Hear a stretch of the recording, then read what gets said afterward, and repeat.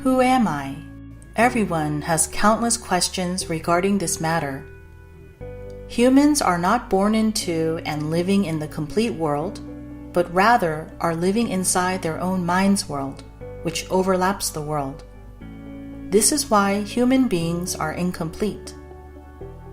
In order to change these incomplete, fake beings to complete beings, the world of incompletion must be demolished and they must be resurrected in the real world. This is how they can become real people and live in the eternal heaven and paradise where there is no death. A person who is born here is the master of the true world and a king. Just like Jesus, who was resurrected and came out of the stone tomb 3 days after his death, the one who is resurrected and has raptured is the master. When one has the true world inside one's mind, that person is the master of heaven, man, and earth. Hi, I'm Sherry. Thank you for being so open-minded. You may have asked yourself at some point in your life this age-old question, who am I? I'll give you a little bit of background about myself and then I'll explain to you how it was that I was able to solve this age-old riddle. I live every day now with confidence and gratitude. Since my worries and stresses are gone, my acid reflux naturally disappeared. But most importantly, I was able to realize who I am and why I live. I'll let you know how you too can find what it is that you've been searching for.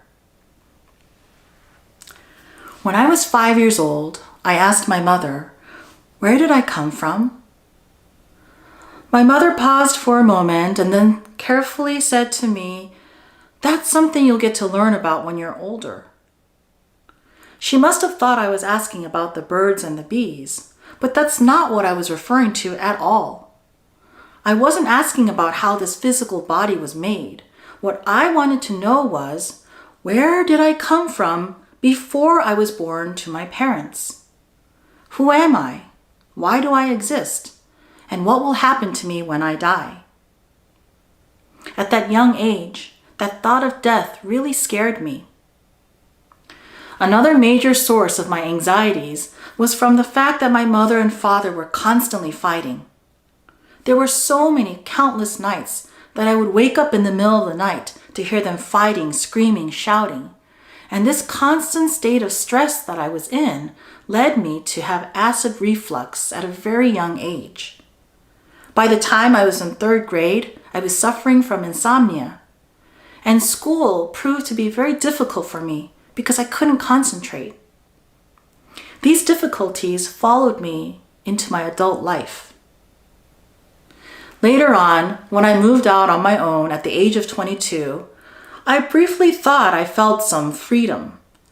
But that sense of freedom was very short-lived because soon after, the constant thinking, worries, stress, the anxieties, they all came flooding back. And so while I was living my daily life, going through the motions, going to my 9-to-5 corporate job and then playing on the weekends with my friends, I never stopped searching for the place where I could find the answers to life and existence. I was always looking for that needle in the haystack. And so I did all kinds of things. I read all kinds of so many books. I studied about handwriting analysis and dream analysis and palm reading and astrology, Eastern philosophy, Western philosophy, you name it. All in the name of trying to figure out who I was. I even went to all different kinds of religions. I tried to read the Bible, the Buddhist sutras, but quite honestly, as an ordinary human being, I found those holy scriptures, while they seemed to be saying good things, it was very difficult for me to understand what they were really trying to say.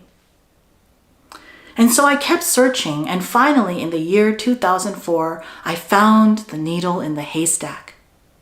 I heard about this place where I could come to find the answers from within and also enlighten all the principles of the world. When I got there, my teachers told me that the reason why I was not able to know who I was because of the human mind that I possessed, which is what actually each person possesses. That human mind is the very thing that is blocking us from seeing and becoming the truth, which is the universe, which is God. And so my teachers told me that all it was that I had to do was get rid of that thing called me and all the baggage that came with it. And they provided me with a set of directions, so simple to follow. And I was so humbled that I actually had the opportunity, an ordinary person such as myself, to be able to enlighten all the answers. And so for the next 17 years, I diligently meditated, discarding all of the human mind, which consists of karma, habits, and body.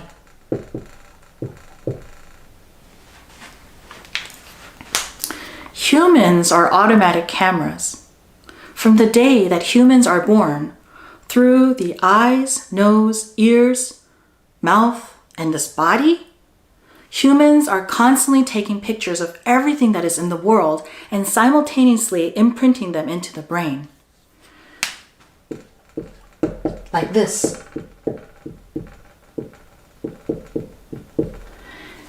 In doing so, this is how humans created their own little world. It is a world full of pictures. It is not the true reality. It is entirely fake. And each person lives inside of his own mind's world.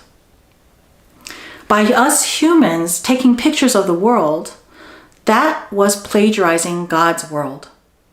God's world is the universe. The universe is the origin and the creator of all creations. The universe itself is also God.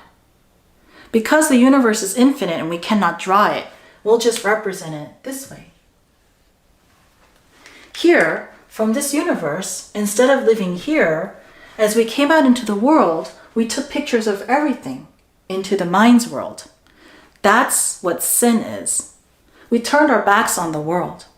And so this is why human has stress. All we need to do is eliminate this karma, which is made of the life lived. And then the habits.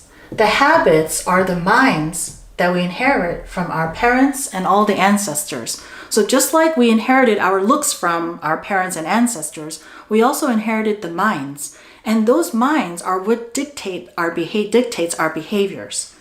And then this body is also the human mind. This body is also an illusion concocted from the countless pictures we took of our own selves over a lifetime. You eliminate this karma, habits, and body. When all of that is gotten rid of, at that time there will be absolutely nothing. And at that time, you can see God. When you are reborn from here, this universe, then at all times, you have God and heaven within you. This is something that you have to do while you are alive. It's not something that you can do after the lights have gone out and your body dies. Humans, their human mind world overlaps the universe like this. And so people mistakenly think that their human mind world is the world itself, but these are actually two entirely different things. There is no God, Buddha, Allah inside of this human mind world. There is no heaven there either. And so it's very simple.